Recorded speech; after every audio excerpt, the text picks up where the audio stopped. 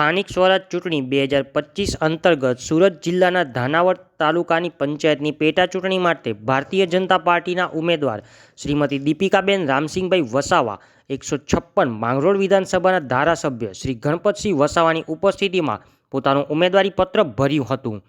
આ પ્રસંગે યોજાયેલ ભવ્ય રેલીમાં સુરત જિલ્લા ભાજપ મહામંત્રી રાજુભાઈ શ્રીમાળી, કિશનભાઈ પટેલ, સુરત જિલ્લા પંચાયત કારોબારી અધ્યક્ષ જીતુભાઈ પટેલ, જિલ્લા પંચાયત બાંધકામ સમિતિના અધ્યક્ષ રાકેશભાઈ પટેલ, પૂર્વ જિલ્લા પ્રમુખ દિલીપસિંહ રાઠોડ, પૂર્વ જિલ્લા ભાજપ મહામંત્રી જગદીશભાઈ પારેખ, વિધાનસભાના સંયોજક દીપકભાઈ વસાવા, પૂર્વ જિલ્લા પંચાયત ઉપપ્રમુખ રોહિતભાઈ પટેલ, જિલ્લા પંચાયત સદસ્ય રાજુભાઈ વસાવા, દિનેશભાઈ સુરતી,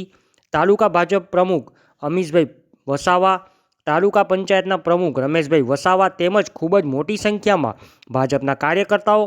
હોદ્દેદારો અને સમર્થકો જોડાયા હતા.